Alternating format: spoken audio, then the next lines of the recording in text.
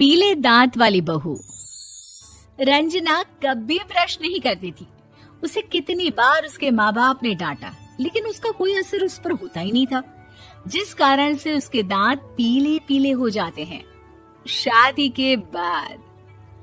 अरे बहू, वैसे तो तुझ में कोई कमी नहीं है, पर तेरे दांत इतने पीले कैसे हैं बेटा? कैसे मतलब? कोई सर्जरी थोड़ी ना कराई है। वो तो क्या नाम, मैं ब्रश नहीं करती थी तो पीले हो गए। अब क्या करूं?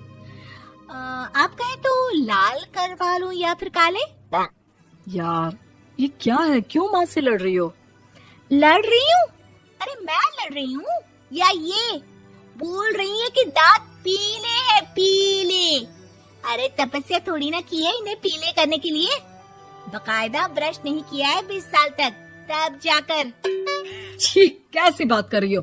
ये उस वक्त तो पीले नहीं थे जब हम लोग तुम्हें देखने आए थे।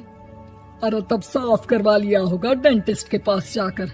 अब देखो कैसे पीले पीले लग रहे हैं। रंजना सास की तरफ गुस्से से देखती है। फिर शुरू हो गई पीले पीले पीले।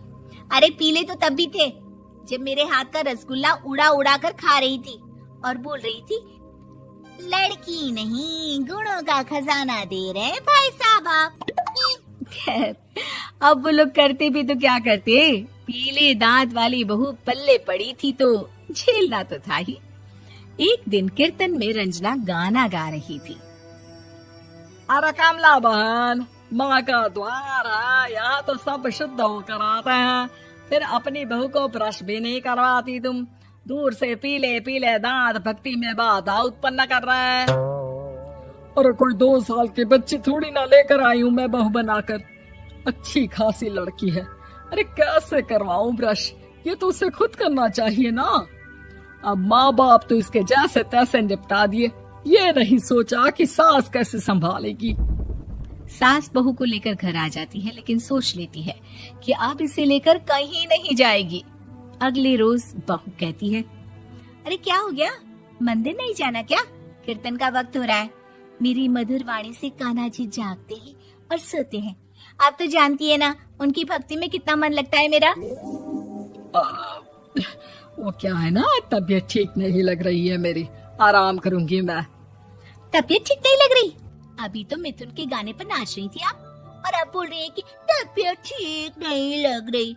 अरे भक्ति में मन लगा लो सासू माँ, ऊपर जाना है, क्या मुंह दिखाओगी आप? हाँ? सास को बहू की बात पर गुस्सा आ जाता है। मैं क्या मुंह दिखाऊंगी, इसकी चिंता तो ना कर, समझी? अपने मुंह की चिंता कर, जो ये पीले पीले दांत लेकर हर जगह पहुंच जाती है। पता है लोग कितना मजाक बनाते हैं।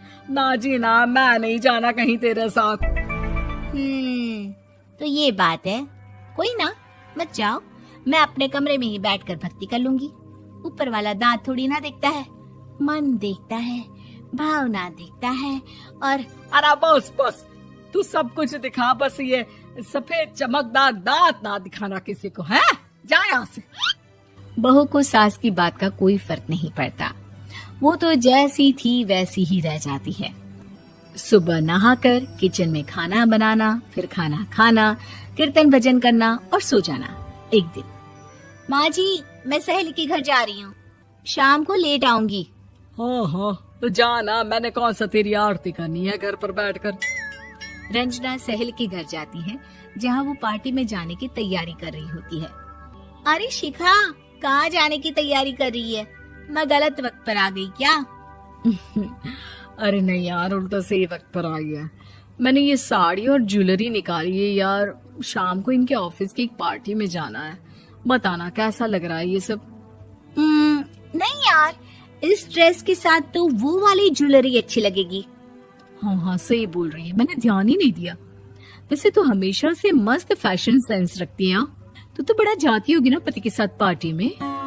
रंजना कुछ नहीं बोलती, बस सोचती है कि यार काश ये बात सही हो जाती, पर मैं क्यों नहीं जाती पार्टी में? क्या इन लोगों की कोई पार्टी होती नहीं होगी? रंजना घर आती है और रात में पति से सवाल करती है, एक बात बताइए, आप मुझे किसी पार्टी में क्यों नहीं ले जाते? क्या आपकी यहाँ ऑफिस में पार्टी नहीं होती?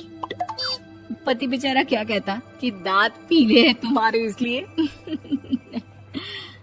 अरे कोई पार्टी होती नहीं हम लोगों के ऑफिस में, तो कहाँ से लेकर जाऊं? और मार्केट, मॉल, कहीं वीकेंड घूमना, कहीं तो। अरे यार सारे हफ्ते में एक छुट्टी मिलती है, तो सोचता हूँ कि आराम ही कर लूं। क्यों? रंजना मन मार के रह जाती है। पहले कभी सास के साथ मंदिर जाया करती थी, लेकिन वो भी सास ने ले जाना बंद कर दिया। घर बैठी बैठी रंजना बोर हो जाती है। तभी उसे आइडिया आता है और वो मायके जाने का सोचती है। सासू माँ, 2 दिनों के लिए मम्मी के घर जा रही हूँ। अच्छा अच्छा ठीक है, आराम से जा। और हाँ, माँ से कुछ अच्छी आदत सीख कर आना कि कैसे शरीर के हर भाग की तरह दांतों की सफाई भी जरूरी होती है, समझी? शुरू हो गई ना आप। वो लोग आपकी तरह नहीं है कि छोटी छोटी बात का बतंगड़ बना दे। उन लोगों के लिए मैं मायने रखती हूँ, ना कि मेरे पीले पीले दांत। रंजना माँ को बिना बताए उन लोगों को सरप्राइज देती है, लेकिन जैसे ही वो दरवाजे पर पहुंचती है, अंदर देखती है कि घर वाले कहीं जा रहे होते हैं। अब माँ, काश रंजना दीदी के दांतों वाली प्रॉब्लम नहीं होती, तो वो भी हम लोगों के साथ चलती ना बुआ जी की बेटी की शादी में। हाँ बेटा, लेकिन अब उसे कौन समझाए कि उसको उसके पीले दांत नहीं दिखते, लेकिन उसके आसपास के लोगों को कितना एम्बैरेसिंग फील कराते हैं। मुझे तो कितनी बार उसके स्कूल की टीचर ने शिकायत की कि उसके साथ कोई लड़की बैठना भी नहीं चाहती, और ना ही कॉलेज में कोई उससे बात करना चाहता था। लेकिन पता नहीं क्यों उसे ये बात समझ में ही नहीं आती। कोई कमी नहीं है उस लड़की में, बस यही कि दांत पीले हैं। वो तो भला हो जीजा जी और उनकी माँ का, जो दीदी को जैसी है वैसे ही रखा हुआ है। रंजना को अपने घर वालों की बात सुनकर बहुत दुख होता है। वो सोचती है कि वो क्या करे, लेकिन फिर वो सीधा डेंटिस्ट के पास जाती है, अपने दांत चमकाती है और कसम खाती है कि वो रोज ब्रश करेगी। अरे क्या हो गया? तुम तो 2 दिनों के लिए गई थी ना, पर कोई ना, अच्छा है, चलो आ गई तो। रंजना सास के सामने आकर खड़ी हो जाती है और पूरी स्माइल करती है, उसके चमकदार दांतों को दिखाती हुई। हैं?